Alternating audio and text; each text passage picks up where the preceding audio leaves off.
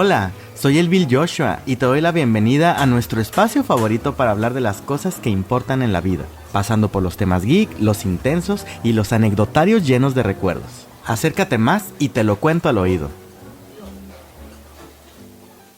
Me da muchísimo gusto tenerte por aquí como siempre en nuestra cita semanal de Te lo cuento al oído, porque el día de hoy vamos a hablar de algo que me apasiona y que me súper encanta. Pero antes de eso te recuerdo que este es el momento exacto para que puedas ir por tu bebida o por tu snack o lo que sea que quieras estar tomando o bebiendo mientras estamos platicando. De mi lado yo ya tengo por aquí mi soda de lichi, porque me gusta mucho este sabor que es como que muy japonés, aunque aquí en México también se utiliza esta fruta, no sé si en tu país también, que aquí se le llama liche. Bueno, pero en fin, el asunto es que esta semana vamos a estar platicando acerca de poesía. Vamos a leer algunos poemas de diferentes autores y de hecho algo súper intenso para mí es que voy a leer un par de poemas escritos por mí y que pues realmente yo nunca le he mostrado nada de lo que yo escribo a la gente, ¿no? Contadas personas han leído algo que yo haya escrito y además de eso, Rosa Espinosa, nuestra querida invitada del primer episodio de Te lo contamos juntos, me mandó también algunos poemas suyos para que leamos por aquí, los cuales están súper geniales. Vamos a leer también algunos poemas de autores contemporáneos y también otros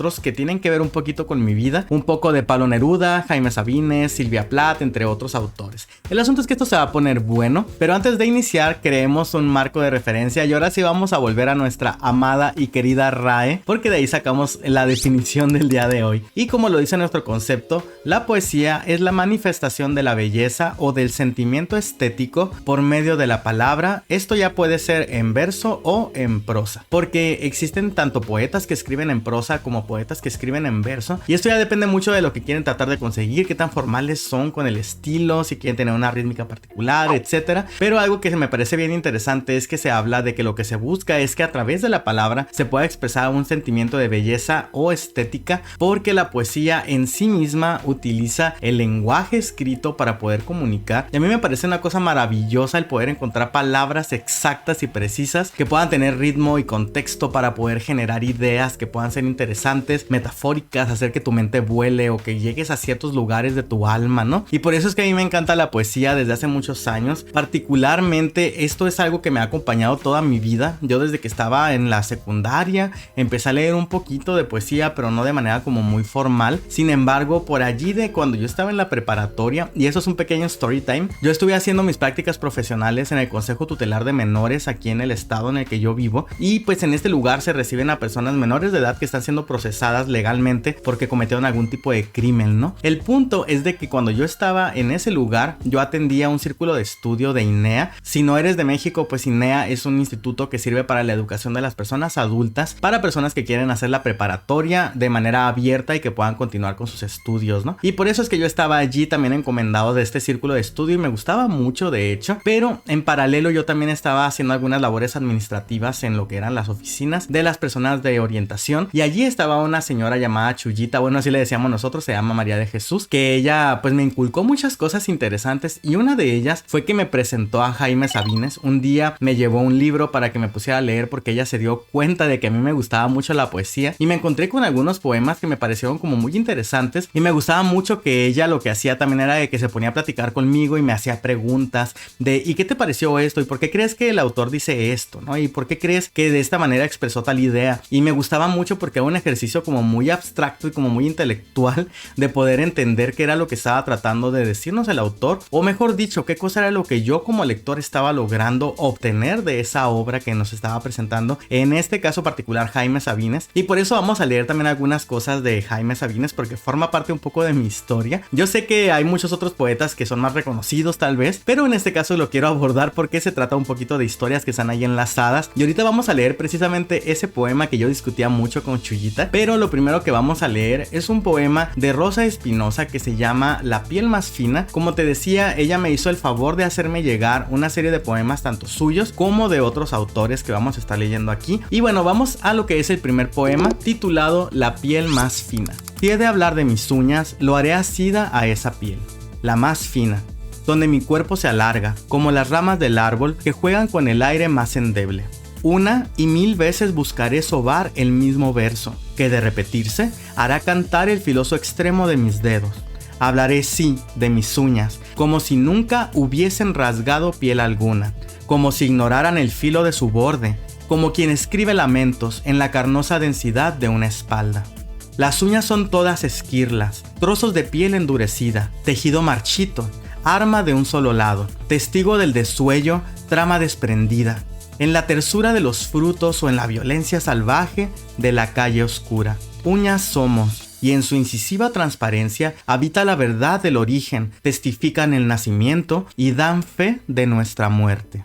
Este es un poema de Rosa Espinosa que a mí particularmente me encanta. Es un poema muy interesante que nos habla acerca de lo que es la vida, de lo que es el amor, de lo que es la sensualidad a través de lo que son las uñas y de cómo las uñas representan muchas cosas más allá de solamente ser esta fibra que está en nuestros dedos y que también, como lo dice Rose de una manera bien interesante, dan testigo de nuestra muerte, ¿no? Cómo las uñas siguen existiendo allí al momento de que morimos. A mí me encanta la forma en la que Rose escribe y de hecho vamos a leer varias cosas más de ella y te vas a dar cuenta de la manera tan perfecta en la que maneja el lenguaje, y por eso decidí iniciar con este hermoso, intenso y sutil poema de Rosa Espinosa en el que nos habla acerca de las uñas. Y vamos a dar paso al siguiente poema, y este es el primer poema que me puse yo a analizar en verdad y discutir con Chuyita de lo que te platicaba ahorita en la historia, y se trata de un poema de Jaime Sabines muy cortito que se llama Hay un modo. Hay un modo de que me hagas completamente feliz, amor mío. Muérete. Este es un poema que es bastante conciso, bastante corto, solamente tenemos una frase que es la que constituye toda la idea, y lo que tiene de interesante es la forma en la que genera muchísimas vertientes e interpretaciones debido al uso específico de las palabras por Jaime Sabines para poder dejar la puerta abierta a muchas interpretaciones distintas con muchos sentidos y muchas formas de ver la misma idea. Por ejemplo, aquí tenemos nosotros una contradicción extraña, o aparente contradicción mejor dicho, en la que nos dice que hay un modo de que me hagas completamente feliz, amor mío. O sea, esta persona le está escribiendo a alguien a quien ama, a una persona que le importa aparentemente, y que en general la felicidad de una persona relacionada con el amor viene con la felicidad del otro, ¿no? Con la salud, con la vida de la otra persona, y que la otra persona se encuentre bien. Y nos ponemos a pensar entonces, tal vez es que no ama a esta persona y el hecho de decirle amor mío solamente es una forma de hablar, solamente tal vez es una relación en la que no quiere estar y es una persona que realmente no quiere, es una relación obligada, es una relación por compromiso, pero también podría ser que se tratara de una relación o de una persona a la que ama pero que está sufriendo, ¿no? Imagínate que el amor de tu vida, la persona a la que más quieres, está en coma, está pasando por una situación horrible y que está sufriendo muchísimo, y que la única forma en la que tú puedas hacer que se libere de ese sufrimiento y de ese dolor es dejarle que pueda morir, ¿no? Entonces aquí es una forma en la que también podría ser interpretada esta idea. También puede ser que sea una relación que está terminando, que yo estoy en un momento de ira y que estoy diciendo, ¿sabes qué? Quiero que ya te mueras porque de esa manera yo voy a poder estar bien. Y por eso es que este poema es tan interesante pese a ser tan corto, que yo he leído ensayos enteros acerca de las diferentes interpretaciones que se le puede dar a estas palabras que forman esta idea tan corta, pero que tiene tantos elementos que permiten el poder extrapolarla a muchísimas situaciones diferentes. Te invito también a ti a que pienses qué cosa es lo que puede significar esto para ti y que me lo dejes ahí en los comentarios. Y siguiendo con nuestra lectura, vamos a ir a leer un poema de un autor distinto. Este es José Ángel Buesa. Vamos a leer uno de sus poemas más famosos, se llama Poema de la despedida. Te digo adiós y acaso te quiero todavía. Quizá no he de olvidarte, pero te digo adiós. No sé si me quisiste, no sé si te quería, o tal vez nos quisimos demasiado los dos. Este cariño triste y apasionado y loco, me lo sembré en el alma para quererte a ti. No sé si te amé mucho, no sé si te amé poco, pero sí sé que nunca volveré a amar así. Me queda tu sonrisa dormida en mi recuerdo, y el corazón me dice que no te olvidaré. Pero al quedarme solo sabiendo que te pierdo, tal vez empiezo a amarte como jamás te amé. Te digo adiós, y acaso con esta despedida, mi más hermoso sueño muere dentro de mí. Pero te digo adiós para toda la vida, aunque toda la vida siga pensando en ti. Y este es un poema que a mí me encanta, que nos habla de esta vicisitud del momento en el que tú estás decidiendo dejar a una persona a la que tú amas, pero que de alguna manera esto te causa dolor a ti, que te está causando problemas, que necesitas irte de allí, pese a lo mucho que puedas querer a esa otra persona, ¿no? Es una despedida dolorosa en la que esta persona decidió abandonar esta relación con toda la pesadumbre, con todo el dolor que esto implica, debido a que aparentemente es algo que ya no se puede cambiar. Y este es un poema que a mí me gusta mucho por el hecho de esta contradicción contradicción tal vez de que uno cuando está enamorado lo que quiere es ir y sujetar a la persona para que no se vaya, ¿no? Y de cómo existe esta ironía de que él nos habla de que él no sabe porque no puede saberlo si realmente va a volver a amar a alguien así, si va a conocer a una persona similar o no, pero solo sabe que ese es un cariño, es un amor que nunca va a repetirse en su vida, de eso sí está seguro, pero que tiene que terminar con la relación. Pero de momento vamos a leer otro poema que se titula Que existan abismos. Este poema fue escrito por Alejandra Rioseco y nos tiene una epígrafe bastante breve que es de Silvia Plath. Nada más como paréntesis para aclarar, la epígrafe es esta frase que se utiliza para acompañar una obra que le sirve para poder marcar ya sea un contexto, para marcar una intención, un estilo al momento de que va a iniciar. Now is the time for bribery. Y esta es una palabra que significa soborno. La traducción sería es el momento del soborno, ¿no? Y el poema de Alejandra dice así: que existan abismos, amor, es inevitable. La vida transcurre entre lo que el ojo ve y lo que la boca descubre. Y ese intervalo desprovisto de paracaídas tiene en el fondo, en su pátina oscura, la correa plateada del deseo y más, el soborno inútil de los gemidos lanzados desde el paraíso, las canas enredadas en la hojarasca, el óxido de los cuencos y una perla líquida que baja entre los muslos. Que existan abismos en el amor, que prodigan los cerdos y las cortesanas, no es lo cotidiano. Lo cotidiano es abismarse como ganso rabioso, en el lecho desprovisto de correas, en las manos imposibles por jóvenes, en el arco de unas cejas perfectas, en el lomo turgente y musical del recuerdo que monto como una bestia. Y como le dice Alejandra Rioseco, el que existan abismos y que exista esta tormenta en lo que son las relaciones, las cuales son descritas aquí un poco con estas comparaciones con lo del lecho desprovisto de correas, el arco de unas cejas perfectas, etc. Nos habla de diferentes formas de expresar el interés y el amor por otras personas, ¿no? Algo también que se me hace interesante del arte en general, no nada más de la poesía, es que al final lo importante es que tú como lector o tú como espectador de una obra, tú puedas llevarte alguna cosa, puedas sentir algo. Muchas veces los escritores y las personas que crean arte en general, los artistas, hablan de cómo ellos, si tuvieran una forma en palabras de decir las cosas, lo harían así, pero por eso hay una pieza de danza, ¿no? Por eso existe una pieza musical que lo hace, porque no existe una forma en la que ellos puedan comunicar eso que quieren comunicar de otra manera. Y eso es lo bonito del arte, que tú te puedas llevar algo. Dime tú también de todo lo que estamos leyendo, qué es lo que te parece, qué idea te llevas de cada uno de ellos, y me va a dar mucho gusto leer también al respecto de eso. De momento vamos a leer otro poema que este es muy famoso, probablemente ya lo conozcas, es de Pablo Neruda y se titula Me gustas cuando callas. Me gustas cuando callas porque estás como ausente y me oyes desde lejos y mi voz no te toca. Parece que los ojos se te hubieran volado y parece que un beso te cerrara la boca. Como todas las cosas están llenas de mi alma, emerges de las cosas llena del alma mía. Mariposa de sueño, te pareces a mi alma y te pareces a la palabra melancolía. Me gustas cuando callas y estás como distante y estás como quejándote, mariposa en arrullo, y me oyes desde lejos y mi voz no te alcanza. Déjame que me calle con el silencio tuyo. Déjame que te hable también con tu silencio, claro como una lámpara, simple como el anillo. Eres como la noche, callada y constelada. Tu silencio es de estrella, tan lejano y sencillo. Me gustas cuando callas porque estás como ausente, distante y dolorosa como si hubieras muerto. Una palabra entonces, una sonrisa bastan, y yo estoy alegre de que no sea cierto.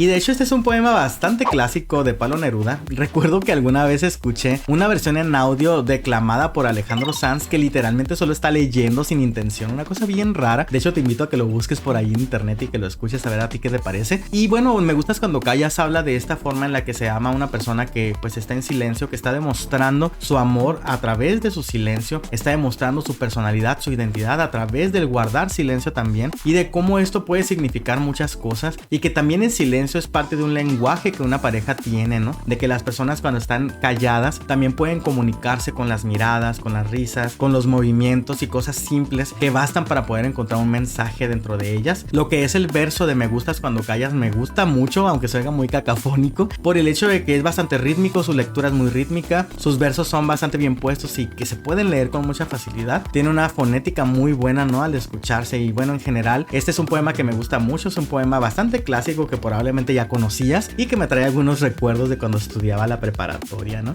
Otro de los poemas que vamos a leer el día de hoy se titula Skinheads en mi lectura de poesía. Este es de Antonio León. Él es un escritor que nos trae siempre escritos, poemas y textos en general que tienen un estilo más rudo, más punk, que viene un poco a transgredir ideas de lo que la poesía convencional es y que trae esta forma contemporánea de tratar a la poesía con un poco menos de seriedad y con más protesta, con más palabras que nos inciten, ¿no? Y algo también que hay que aclarar es que la palabra skinheads se refiere a un subgrupo, como una subcultura que existe desde varios años atrás, que llegó a ser como la oposición a los hippies, que los skinheads son personas que se visten con botas de trabajo y como que en todo muy industrial. Y vamos a darle lectura.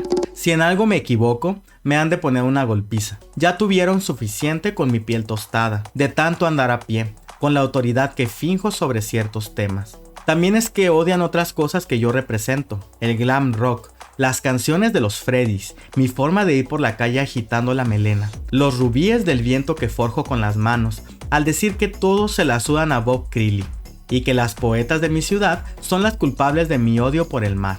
Me voy a equivocar y habrá 3 o 4 botas con brillo de mi saliva, en la rendición de cuentas del bullying que me faltó. Parece repentino ese interés por los poetas del grunge, después de los 18. Ellos llegaron marchando sin hacer ruido, con cuadros de hule espuma pegados en las suelas, la disciplina de las formaciones de guerra, la mirada de que ahora podemos ser amigos, porque bebimos cerveza como si fuera agua dulce, como si mis peroratas al filo de la neurosis pudieran ser llamadas poesía. Y como te lo estaba comentando, la poesía de Antonio León es una poesía que es bastante irreverente, que viene a transgredir, a incitar al lector a tener ciertas emociones, ciertas incomodidades al momento de que él escribe. Y también nos habla de cómo él mismo está ridiculizando lo que es su poesía, lo que él está diciendo aquí, como si se tratara nada más de tonterías que él está diciendo al momento de estar borracho en una plática con sus amigos. Y también este escrito trae mucha cultura de lo que es la gente de Baja California. Nosotros vivimos aquí con mucho calor, normalmente llegamos a los como 50 grados centígrados en el verano, y esto de estar tomando cerveza en las tardes con los amigos es algo bien común. Las canciones de los Freddys, que forman parte de la cultura de las personas de la generación de mi papá, por ejemplo, leo bastante que Antonio León tiene un poquito de todo esto dentro de lo que es su personalidad, y por eso lo refleja también aquí dentro de lo que es su escrito, y también de cómo hay una crítica a lo que es la poesía acerca del mar, ¿no? De que él nos menciona de que las poetas de la ciudad, que no sé a quién se refiere en realidad, hablan constantemente de eso, probablemente porque no dice exactamente por qué,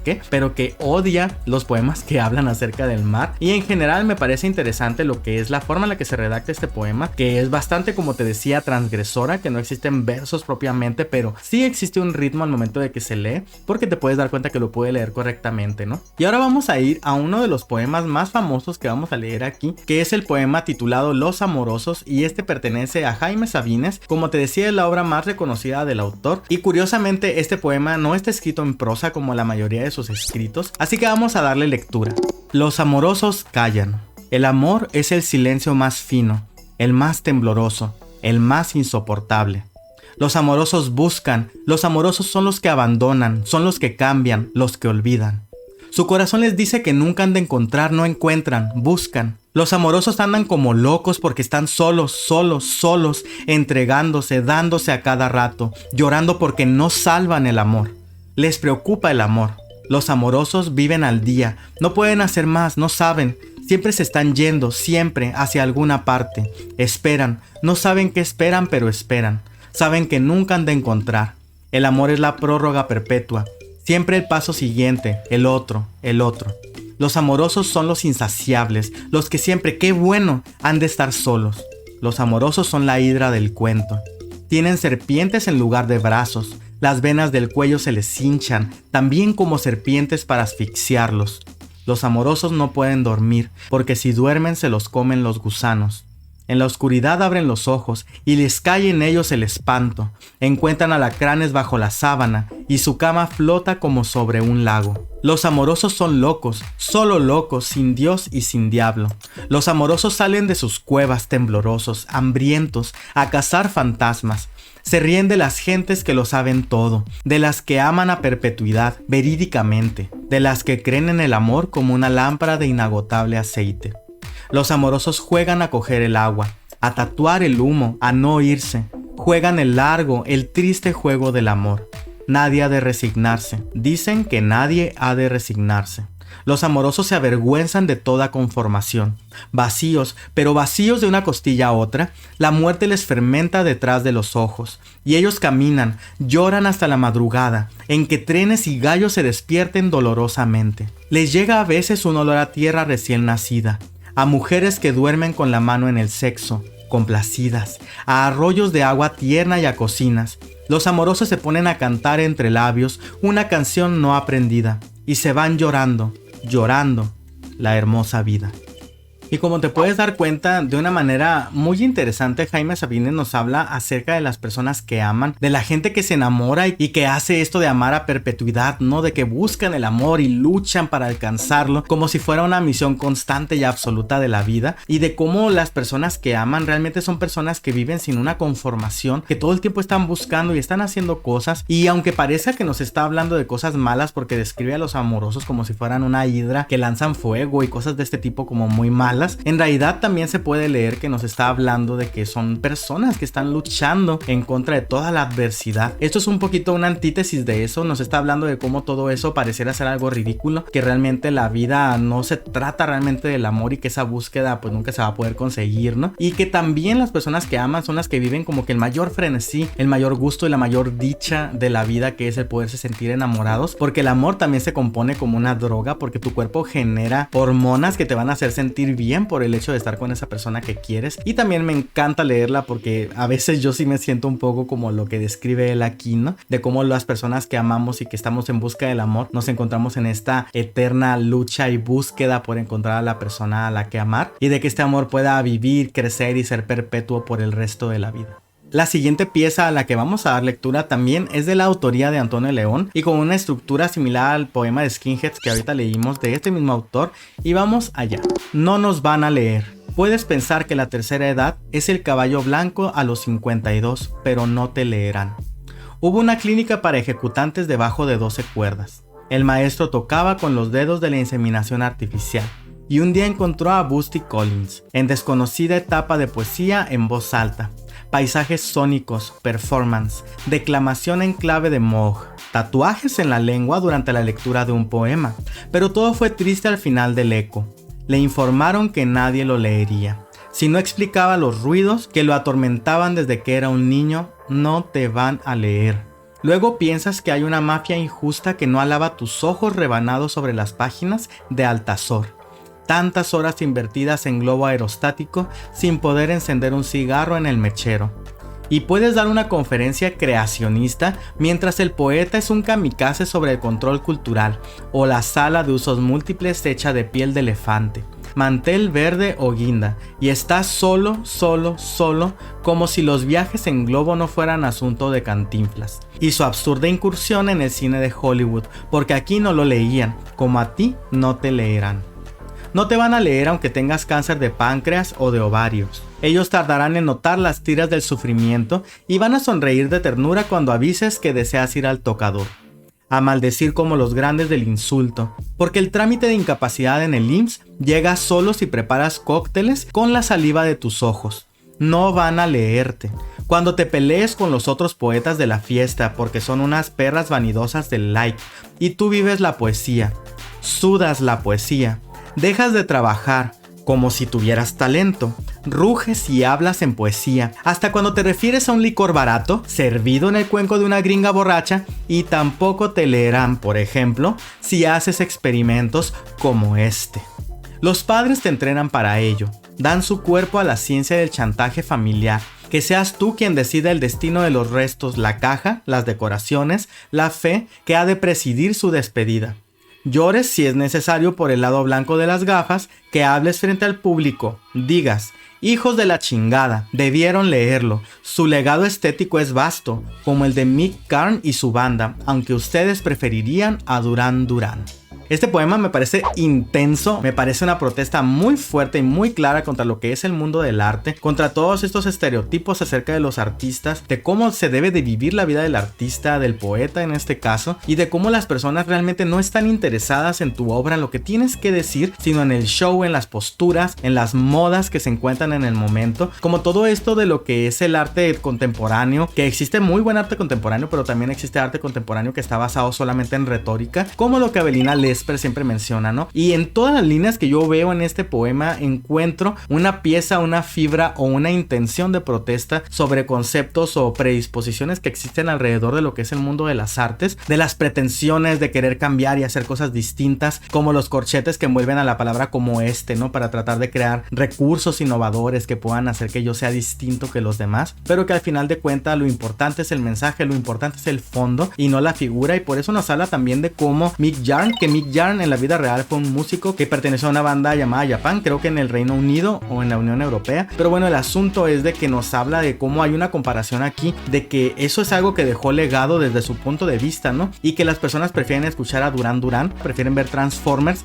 antes que ver El Faro, ¿no? Y esto nos habla muchísimo acerca de la forma en la que la cultura general, la gente concibe el arte y la necesidad de este arte y la necesidad de poder tomar en cuenta este arte. Y con esto vamos a dar paso a la lectura de un poema de Sylvia Plath, que antes de poder comenzar con este poema te tengo tanto una pequeña anécdota como un poco de contexto de quién es Sylvia Plath. Para empezar, a Sylvia Plath yo la conocí debido a que cuando yo estaba en la preparatoria yo era una persona bastante nerd, que me gustaba mucho estar leyendo todo el día, y una de las cosas con las que me obsesioné por mucho tiempo fue con la poesía, y me inscribí a un círculo de lectura que se hacía aquí en el Teatro del Estado en mi ciudad, en una sala que se le conoce como el Café Literario, y que yo iba ahí los fines de semana para poder escuchar poesía de diferentes autores. Y allí fue donde conocí a Sylvia Plath, en una plática que se dedicó precisamente a conocer la obra de esta mujer y conocer un poquito también de su vida, porque ella es una de esos artistas que su obra se relaciona demasiado con su vida personal y por eso también es importante conocerla. El rollo de la vida de Sylvia Plath es que ella es una persona que padeció toda su vida de depresión crónica y que se intentó suicidar en muchas ocasiones, creo que llega como a las 10 veces, y siempre tenía la buena o mala suerte, que no sé ni siquiera cómo describirlo, de que sobrevivía. Y después de mucho tiempo ella se casó y también tuvo familia, pero lo que fue la infancia de Sylvia fue muy atormentada debido a que ella al parecer tuvo un papá golpeador y que fue muy abusivo durante toda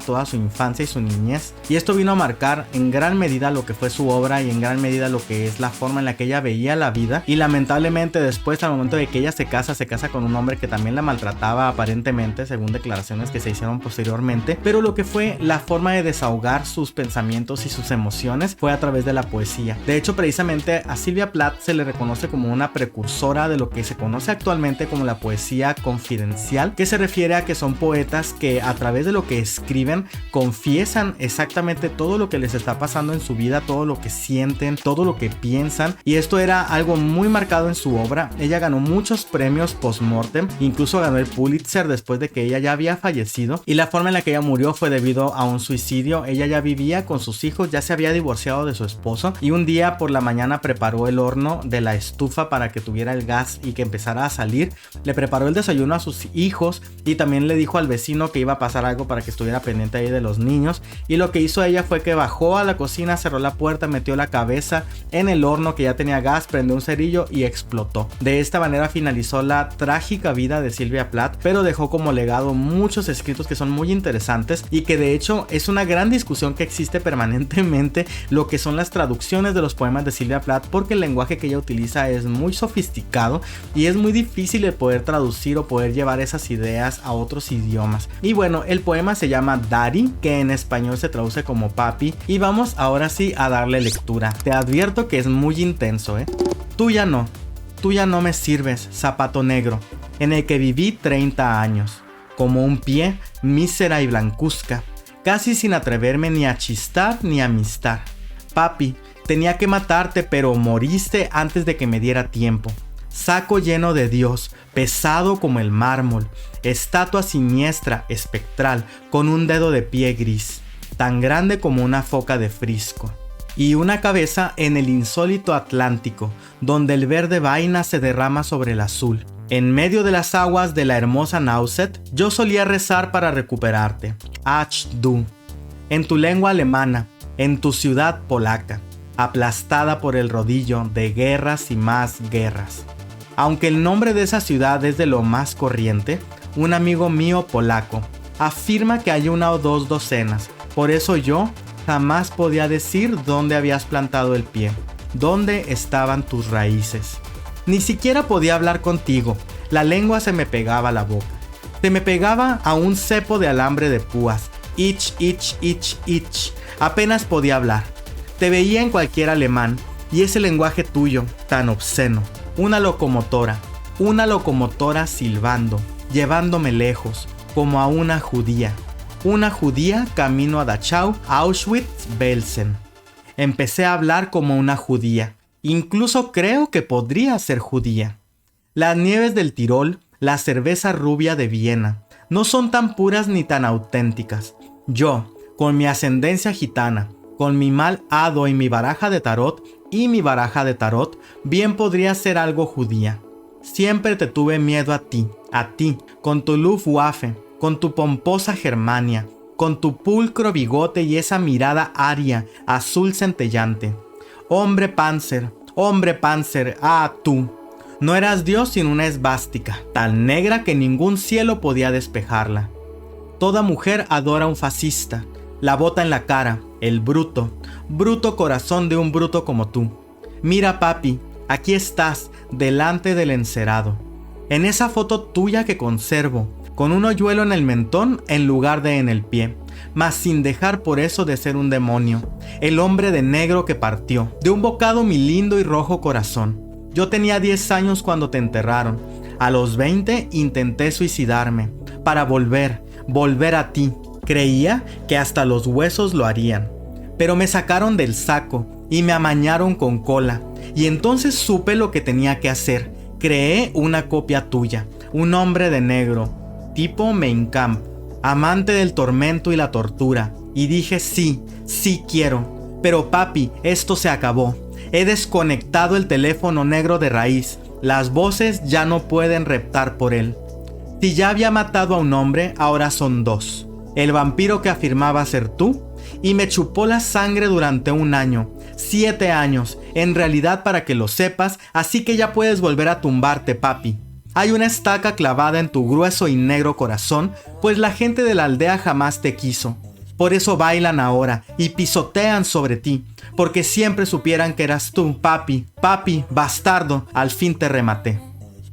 Uf, y después de un suspiro aquí para agarrar aire, esto es el poema Papi de Sylvia Plath. Te puedo decir también que en inglés suena un poco más fuerte de lo que suena en español, en el cual te puedes dar cuenta del odio tan profundo y de todo el dolor que se leen en las palabras de Sylvia al momento de que está describiendo a su papá, la relación que tenía con él, de cómo se encuentra un hombre que termina siendo igual que su padre, que la maltrata y que son seres viles, que son alemanes, que son como los nazis, que ella hace como un paralelismo como con el hecho de que ella fuese una judía a la que ellos también estaban persiguiendo, y de que ella luego de la muerte de su padre sigue encontrándose en un duelo perpetuo y en una situación compleja sin resolver respecto a esta relación. Y la obra de Sylvia Plath está muy llena de este tipo de arrebatos emocionales con mucha intensidad en cada uno de sus escritos. Te recomiendo mucho que la leas, sobre todo para analizar un poquito lo que ocurría con su vida, y también por eso te comentaba que al tratarse de un estilo de poesía en el que se habla de las confesiones de la vida propia, también es interesante conocer un poco la vida de Sylvia Plath. Pero de momento vamos al siguiente poema, el cual se titula Espero curarme de ti, también una de las obras más famosas de Jaime Sabines, y que de hecho aquí en Baja California existe una adaptación en teatro de este poema y que se presenta de manera común por aquí. Yo lo miré y a mí algo que no me gusta es que modifican un poco el texto de lo que es el poema. Sin embargo, pues vamos a leer el poema original escrito por el señor Jaime Sabines. Y también algo que anotar aquí es que te puedes dar cuenta que se trata de un poema escrito en prosa, porque la mayoría de los poemas de Jaime Sabines fueron escritos de esta manera. Era una persona que buscaba usar un lenguaje muy claro, muy directo, y que todo el tiempo estaba buscando razones para seguir amando. Comparaba mucho el amor con la muerte. Decía que el amor era una locura y que era tan frenética y tan intensa esa locura que la única cosa que podía ser comparable o como opuesta a algo tan intenso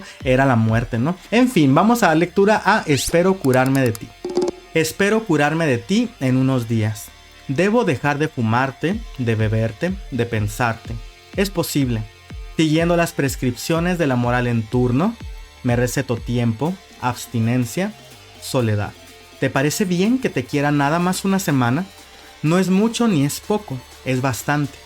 En una semana se puede reunir todas las palabras de amor que se han pronunciado sobre la tierra y se les puede prender fuego. Te voy a calentar con esa hoguera del amor quemado. Y también el silencio, porque las mejores palabras del amor están entre dos gentes que no se dicen nada. Hay que quemar también ese otro lenguaje lateral y subversivo del que ama. Tú sabes cómo te digo que te quiero cuando digo, ¿qué calor hace? Dame agua. ¿Sabes manejar? Se hizo de noche. Entre las gentes, a un lado de tus gentes y las mías, te he dicho, ya es tarde, y tú sabías que decía, te quiero. Una semana más para reunir todo el amor del tiempo, para dártelo, para que hagas con él lo que tú quieras, guardarlo, acariciarlo, tirarlo a la basura. No sirve, es cierto. Solo quiero una semana para entender las cosas, porque esto es muy parecido a estar saliendo de un manicomio para entrar a un panteón. Y aquí es donde sigue el silencio y los aplausos. Este poema de Jaime Sabines es un poema que nos habla de la intensidad del amor, de la ruptura y de cómo él no entiende realmente qué es lo que pasó, cómo el amor se termina, y también nos habla de cómo él necesita un poco de tiempo para poder aclarar su mente, para poder continuar con su vida, que la muerte es lo más semejante a la situación que él vive en ese momento. Es un poema que nos habla mucho acerca del momento del duelo y que nos habla también de esta forma en la que los enamorados tratan de comunicarse o de decirle a la otra persona a la que ya ni siquiera le importas acerca de tu sentimiento, lo que te está pasando, y tratar de hacer que algo se pueda comprender de ahí. Como te decía, él utilizó un lenguaje muy claro y muy directo, buscaba todo el tiempo alejarse de lo que era este convencionalismo de encontrar palabras muy rebuscadas para crear metáforas como muy complejas al momento de escribir y poder llevar únicamente ideas que sean claras y directas para lo que es el lector y poder a través de eso comunicar cosas interesantes. Y el siguiente poema que vamos a leer es un poema escrito por mí, y de hecho algo que te puedo platicar de él es que algo que me pasa a mí de manera muy personal es que casi siempre cuando yo escribo lo hago debido a alguna motivación de una emoción, alguna situación que estoy viviendo, una ruptura, un duelo, el fallecimiento de alguien. Y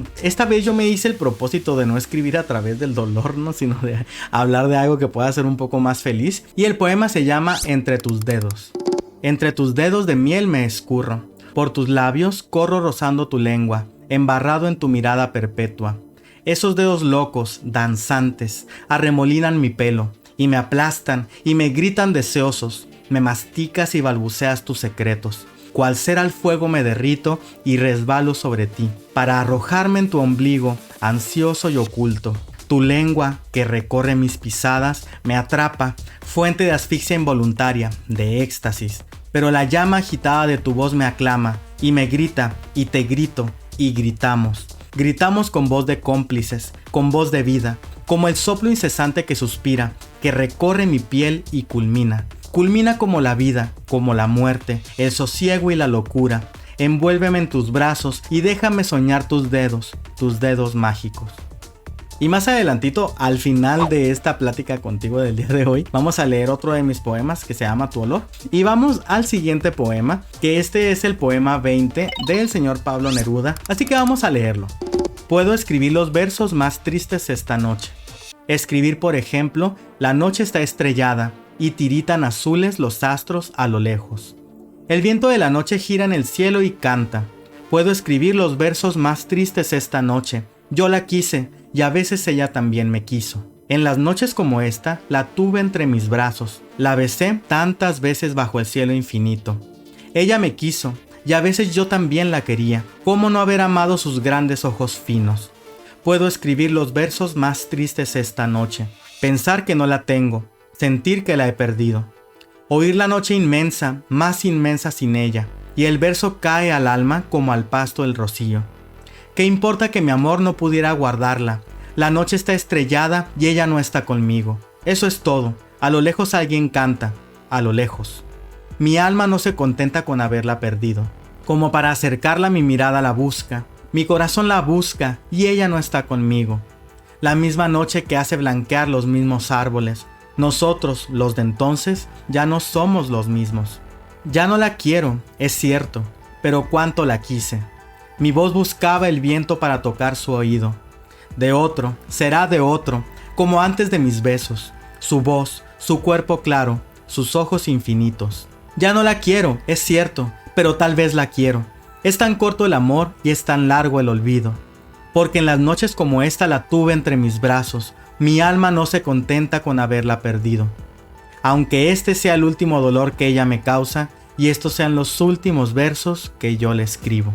Y nuevamente nos encontramos con un poema de despedida en el que Pablo Neruda nos está hablando de una ruptura, de una finalización de un ciclo, de una relación que ya está acabando, que él decide acabar y que él está dudando, no sabe realmente si todavía la ama o no la ama. Pese a eso, dice Pablo Neruda que él puede escribir los versos más tristes esa noche, porque cuando escribimos, como cualquier expresión humana que nosotros tengamos, todo el tiempo surgen cosas que van de acuerdo con nuestras emociones, y por eso hay personas que solo pueden escribir cuando están tristes o cuando están felices o cuando tienen una cierta incitación específica o inspiración para poder hacerlo, ¿no? Y antes de continuar con el siguiente poema, que es un poema de Jaime Sabines también que me gusta mucho, te quería platicar una historia que recordé cuando estaba planeando el guión para este capítulo, que me ocurrió hace más de 15 años. Yo escribía bastante y en esa época escribí un poema que se llamaba Miedo. Este poema hablaba de una ruptura, pero no de la situación amorosa de la ruptura, sino de la sensación de incertidumbre de cuando vas con esa persona a hablar y que no sabes qué es lo que va a pasar y que tienes como mucho miedo de lo que vaya a ocurrir independientemente de si sea bueno o malo. Bueno, el asunto es que ese poema se trataba de ese miedo, ¿no? Y así se llamaba Miedo, era un poema bastante largo y resulta que yo envié este poema a un centro poético español que se llamaba Centro Poético de Cataluña y que hicieron un concurso para elegir los mejores poemas y publicarlos en forma de una antología. Y recuerdo que en esa época pues yo estaba muy joven, yo no sabía ni qué con lo de los envíos internacionales ni nada de eso. Yo solamente lo mandé porque en un sitio web que estaba allí disponible del instituto pues se podía hacer y lo hice, y pues que resulta que gano y que se publica el poema y me dijeron que si quería que me mandaran una copia del libro, pero yo tenía como que muchos rollos en esa época porque no tenía una dirección donde recibirlo y bla bla bla. El caso que yo les dije que no, pues que ya después buscaba cómo conseguirlo, porque la verdad en el momento como que no me importaba, y ahora pienso en retrospectiva que fui súper tonto. Hubiera estado súper bien poder tener una copia de ese libro y es una tristeza que me puse a buscar por internet otra vez y a ver si encontraba por ahí el poema. Ya no lo encontré y no lo tengo guardado y estoy muy frustrado porque yo quería ponerlo para este episodio para poderlo leer también y no lo encontré. Así que si alguien tiene conocimiento del Centro Poético de Cataluña y sabe dónde puedo conseguir ese poema, si lo tienen por ahí en el archivo, estaría genial para después poderlo traer por acá. Y bueno, ahora sí vamos al siguiente poema que te comentaba, que se trata de un poema también de Jaime Sabines. Este poema se titula Te quiero a las 10 de la mañana. Es un poema que me gusta mucho porque habla de una relación madura, pero vamos a leerlo primero y después de eso lo platicamos un poco. Te quiero a las 10 de la mañana, y a las 11 y a las 12 del día. Te quiero con toda mi alma y con todo mi cuerpo, a veces en las tardes de lluvia. Pero a las 2 de la tarde o a las 3, cuando me pongo a pensar en nosotros dos y tú piensas en la comida o el trabajo diario o en las diversiones que no tienes, me pongo a odiarte sordamente con la mitad del odio que guardo para mí. Luego vuelvo a quererte, cuando nos acostamos y siento que estás hecha para mí, que de algún modo me lo dicen tu rodilla y tu vientre, que mis manos me convencen de ello y que no hay otro lugar en donde yo me venga, a donde yo vaya, mejor que tu cuerpo. Tú vienes toda entera a mi encuentro y los dos desaparecemos un instante. Nos metemos en la boca de Dios hasta que yo te digo que tengo hambre o sueño. Todos los días te quiero y te odio irremediablemente. Y hay días también, hay horas, en que no te conozco, en que me eres ajena como la mujer de otro. Me preocupan los hombres, me preocupo yo, me distraen mis penas. Es probable que no piense en ti durante mucho tiempo. Ya ves, ¿quién podría quererte menos que yo, amor mío? Este es un poema de Jaime Sabines que me encanta, que habla de una relación que ya tiene tiempo, una relación madura, en la que evidentemente él sabe que una relación de este tipo tiene una rutina de por medio, que los hijos, que las cosas que ocurren en el trabajo diario, y eso provoca que las personas tengan conflictos, que se peleen, que en algunos momentos él se atreve a decir que pues hay veces que la odia, ¿no? Que él odia profundamente a la mujer a la que quiere, a la mujer con la que vive, pero que después de un tiempo, después de que se da cuenta de que la vida sigue su curso y que sigue sigue estando ahí con ella y vuelve a ver las cosas buenas que ella tiene, vuelve a amarla, ¿no? Pero también lo interesante del poema es cómo nos habla de este contraste de que solamente puedes odiar tanto a una persona en un momento como ese cuando es una persona que te importa mucho y que la quieres mucho también. Y por eso el poema finaliza con esta pregunta retórica en la que Sabine nos dice: ¿quién podría quererte menos que yo, amor mío? ¿No? En lugar de decirte ¿quién te quiere más que yo?, él pregunta: ¿quién te puede odiar tanto como te puedo odiar yo por tanto que te quiero y porque te metes en estas cosas de la vida que no están padres y que no me gustan, pero que al final de cuentas regreso contigo al final del día y vuelvo a ser yo contigo, ¿no? Vuelvo a encontrar a la persona que realmente me pertenece en mi vida y que amo. Es un poema que a mí me encanta porque habla como de esta dualidad de lo que es una relación y no de un idilio en que el amor es perfecto y próspero todo el tiempo. La siguiente pieza que leeremos también pertenece a Rosa Espinosa. Vamos a empezar a leer algunas piezas que tienen mucho que ver con su vida y con cuestiones bastante personales de Rosa. Algo que me llama la atención es que lo que ella escribe me remonta mucho a lo que hacía también Silvia Plath, menos dramático obviamente, pero en el sentido de que su poesía es muy confesionista, ¿no? Que ella todo el tiempo en lo que nos está diciendo a través de sus escritos, cosas que tienen que ver con su propia vida, con su identidad y con su persona. Así que vamos a leer Desapariciones de Rosa Espinosa. No desaparecieron, sus cuerpos cambiaron de lugar, dejaron la cama abocardada, sus huellas sobre los objetos, piel en las cobijas y trozos de uña en todos los rincones. Alguien ahogará su grito, buscará resignación en las estrellas, sofocará el recuerdo en los pañuelos y las nubes pardas. No desaparecieron, sus cuerpos cambiaron de lugar, amortajando su espectro a rumbos abismales, donde el llanto se pospone. No desaparecieron, sus cuerpos cambiaron de lugar para decirnos, dejar su testimonio y el dictamen de nuestra condición brutal. Este es un poema que me recuerda mucho la violencia de género acerca de las mujeres que son atacadas del feminicidio, de cómo desaparecen los cuerpos, de los asesinatos que ocurren debido a la violencia en general. No sé si esto es de lo que realmente Rose nos estaba hablando, pero a mí me da mucho la impresión de que la temática y lo que nos está transmitiendo aquí ella tiene que ver con esto y de cómo los seres humanos somos más que animales brutos. Y para continuar vamos a leer otro poema de Rosa Espinosa que se llama Ejército de Sal. Nada más que para este poema quiero darte un poco de contexto.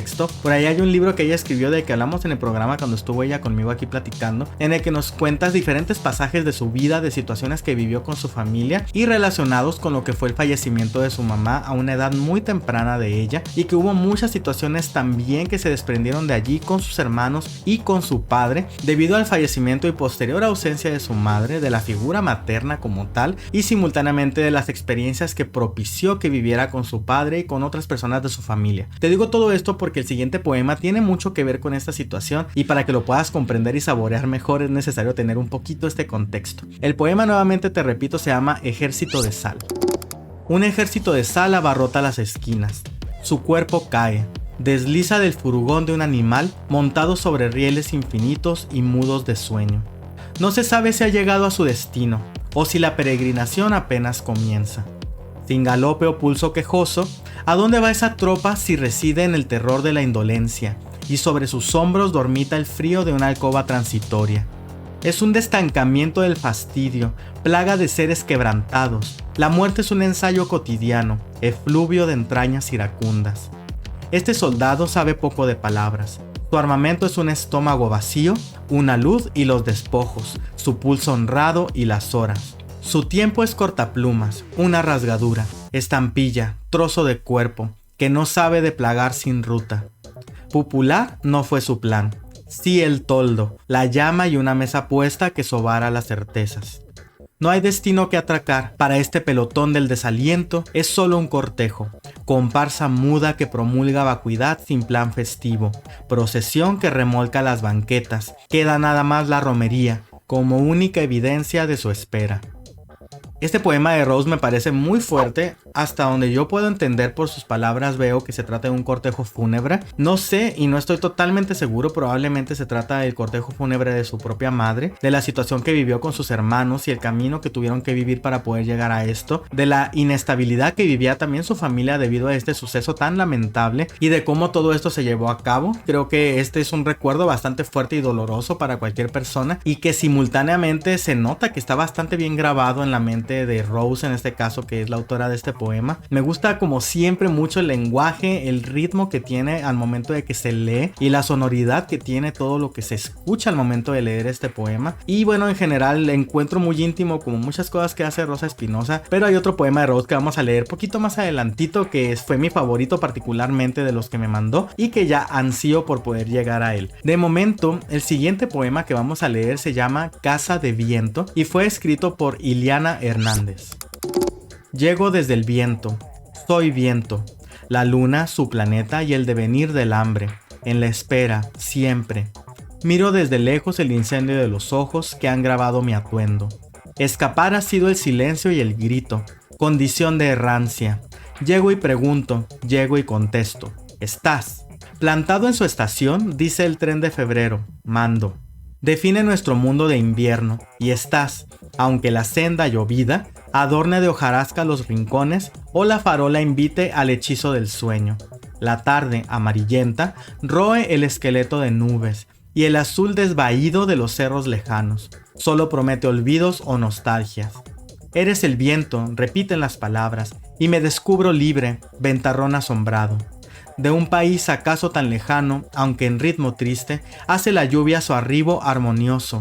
La oscuridad grisácea de la tarde, merodeando, invade los dominios del frío, los abrazos de la nube y el viento, la casa y los recuerdos. Tras las paredes, palabras que no serán para mí. El olor del café. Febrero en la luna central, estás. Y para poder ir un poco más rápido vamos a leer el siguiente poema que fue escrito por María Edma Gómez. Este es un poema que me parece bastante intenso, vamos a ver ahorita que lo leamos a ti qué te parece. Se titula En esta esquina del mundo. Aquí, en esta esquina del mundo, las luces se disuelven. Huesos, sangre y piel se consumen. No dejan huella ya del sitio que ocuparon.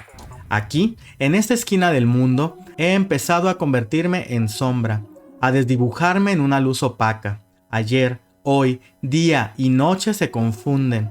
En un solo tiempo se disuelven y dejan de ser imprescindibles. Me convierto en una celda de mí misma. El carcelero es el tiempo. Y hay una sola salida hacia el silencio.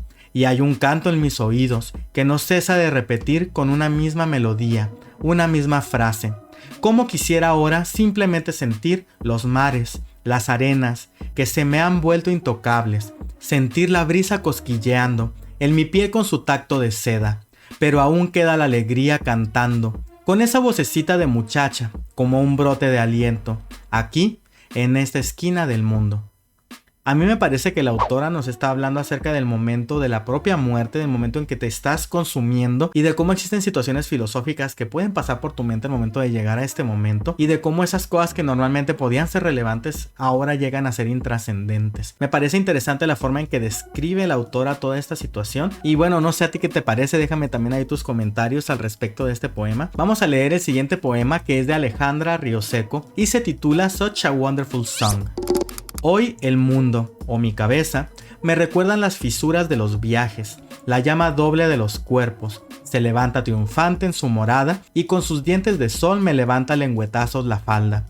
Y allí debajo, el agua persistente que no moja, recibe el soplo distante de unos ojos que me observan, tintineantes las pupilas, toco, y en un abrir y cerrar de oídos, toda el agua de todo el mar se desborda, hasta alcanzar los muslos, y caigo de rodillas, atravesada por la imagen de mis viajes. Amores truncos, cuerpos en tránsito, niños en mortajas. Levanto una mano y siento en la punta de los dedos cómo pasa de una ventana a otra el viento. Filamentos de un dios que ilumina la escena.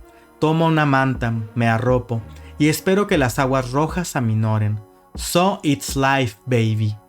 Que de hecho la referencia a Such a Wonderful Song, como que qué canción tan buena o tan maravillosa, me hace pensar que esto tendrá que ver con alguna canción o con el hecho de que la vida en sí misma sea una canción. De pronto me hace entender que se trata de una muerte o también podría ser un orgasmo, no sé, pero que al momento de que todo esto está ocurriendo lo maneja como si se tratara de una canción, como de la melodía de la vida quizás, y por eso nos habla de que de eso se trata la vida, ¿no? So it's life, baby. Y probablemente también podría ser que esto se base en alguna canción y en esto esté inspirado, pero eso yo no lo sé. Así que si tú tienes alguna idea más precisa de esto, déjame allí los comentarios para poderlo saber. Y vamos al siguiente poema, que se llama Soledad, que es de María Edma Gómez también. Y este tiene una epígrafe que dice de esta manera: la mariposa que pude ver en sueños mueve sus alas en mi horizonte. Su autor es Sham Soo-ko en su obra El sonido del silencio. Contar los días y las horas, subir la escala del tiempo, de los sueños, la de la soledad en vela. Mientras escribo a mitad de la noche, la mariposa de Chuangzi se pone en el muro, abismo en el que cae mi corazón, sin que nada lo sostenga. Soledad de siglos el saberme nada, nada en el universo. Que de hecho aquí la autora nos habla de una sensación bastante profunda de soledad y de cómo también utiliza la mariposa como símbolo al momento de redactar esto y de contarnos esta pequeña historia, y de cómo el tiempo se detiene y pasa lento, ¿no? Al momento de que te das cuenta de que tú eres insignificante. Y también algo que yo le digo mucho a la gente que me lo recuerda este poema es que la vida es insignificante, realmente la vida solamente significa para ti mismo, misma o misma, porque en verdad ese es el significado que tiene, ¿no? No hay nada más allá, ni antes ni después para mí, sino que simplemente el poder disfrutar de la vida, de ser feliz y de buscar cosas que puedan valer la pena durante este pequeño tiempo que tenemos en la existencia, ¿no? Y bueno, vamos al siguiente poema, que este es un poema que me encanta, de Rosa Espinosa. Se llama Estrenar Costumbres y también tiene mucho que ver con esto que te platiqué acerca de la pérdida de su madre durante una época temprana y de cómo esto ha venido a cambiar paradigmas en su propia vida, algo en lo que normalmente las personas no nos ponemos a recapacitar. A mí me pareció bien interesante de leerlo y vamos a darle lectura para que tú también sepas de qué se trata. La vida transcurre en la costumbre, en el sincopado de las cosas. Un día sucede tras otro, como un trago de agua en la garganta o el café por la mañana, con las hojas de la bugambilia sobre la loza, el cofre polvoriento, el canto breve de los pájaros comunes, que se acomodan en el barandal de la ventana y desaparecen en un parpadeo. La infancia es eso, un reilete bajo el sol, que destella visajes infinitos en los ojos niños, en el alma limpia, en el nuevo corazón. Un día amanecí más sola, más única y especial, colmada de un miedo que buscaba escamotarse, como las rodillas raspadas o las uñas sucias. Los 5 hermanos bajamos del carro una mañana veraniega, en la fila india hacia la escuela, mirando al suelo para no advertir, sentir los ojos sobre la espalda o el peinado mal hecho, la falda planchada a medias y los zapatos sin brillo, con las monedas del recreo cantando en la mochila una triste melodía. Éramos los mismos, pero otros, con una orfandad reciente y tristeza tras del mamparo o en los pasillos solitarios. Y así pasaron 10 meses, años, grados escolares, estribos. Aprendí del disimulo, de mi risa que perdió para siempre su eco, y la condena sin prisión que me habita en el estertor y el vacío, en las noches silenciosas, en la tragedia sin sueño. Mi corazón es un tambor mudo, una caja de sonidos sin reverberar, y aunque la infancia desalojó mis predios, seré siempre la niña que busca en el columpio todos los vuelos, todos los vértigos, todos los zumbidos, y un suspiro de media tarde frente al raspado. El baño en un río no borrará la herida de tu pecho en mi recuerdo, ni tu sonrisa escasa sobre la almohada, ni tus ojos hundidos ni tu fragilidad, por saber que no estarías más aquí. Tu marca de agua es de ausencia, el lacre que selló mi carta de niña sola, sin castigo por no terminar la sopa, por llorar en los nudos de mi pelo. Es una ventaja no tenerte, saberte tras de mí por la tarea, por el cepillo de dientes o las agujetas, la ropa sucia, la cama sin tender, o la mano en la espalda sobando la fiebre, llorando por el estallido en mis oídos, con su hilo de sangre sobre la sábana. Nunca fuiste abuela, suegra o mujer desconsolada por el abandono, ni vieja ni amargada, ni tuviste un cuerpo blando y vencido.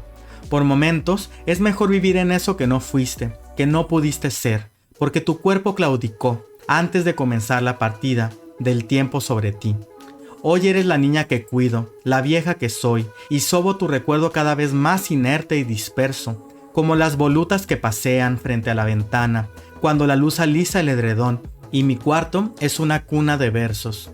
Nunca serás despedida porque no hubo puertas, o andenes solitarios, o umbrales, o peldaños. Tampoco la distancia que se perfila cuando agitas la mano, aunque sí trazaste una ruta al infinito, ese alud en el que siempre insistiré para encontrarte.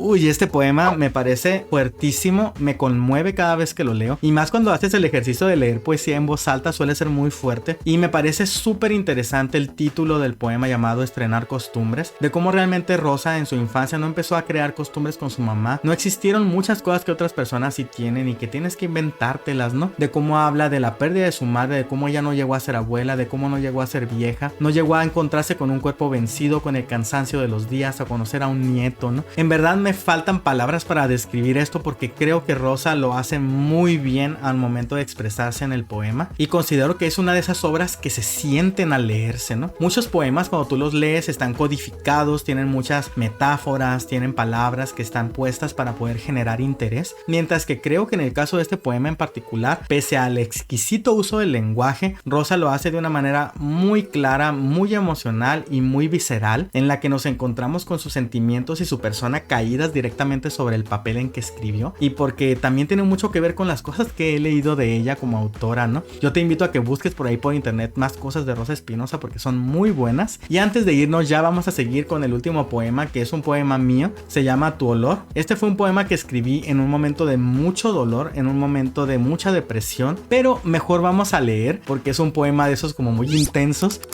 Como marea de tu cuerpo sobre el mío, es físico despojo del recuerdo de tu tiempo, el nuestro.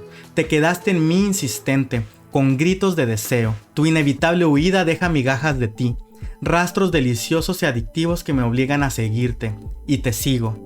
Cada respiro, suspiro o recuerdo penetra por mi olfato. Insistente regresas, terco, insufrible. Eres tú impregnado en mi cuerpo, por tocarte he de llevarte en mí. Es el gozo y la turbulencia frenética, como volverte a sentir. El presente y el pasado se escurren como tiempo, mar y fuego. Ambos formados de arena nos mezclamos con tu olor de mar. Adicto a tenerte y a sabiendas que cada vez estás más lejos, abrazo mi propio cuerpo y agudizo mis sentidos para encontrarte. Tu regalo eres tú, tu olor irradia sobre mí y dudo. No sé si arrancar con navajas tus partículas o cerrar los ojos para sentirte aquí. Tu olor es el presente perpetuo al que me aferro. Cual llagas quemadas por el sol, poco a poco se arrancan de mi piel. Eres agua de tormenta, furtivo, incontenible y fugaz, pero me envicias y envenenas a sorbos. Si el amarte tanto es mi castigo y tu olor mi droga, no sé si es mejor la muerte o quemarte en fuego para mezclarte con cenizas y cal. Buscas en otras pieles el calor que no quieres de mí, receloso como si no hubiese sido mío primero, como si mi muerte alimentase tu insaciable ego. De tus despojos recibo las migajas, tu olor en silencio deja poco a poco de oler, y mi alma necia se rompe lentamente al recordarte.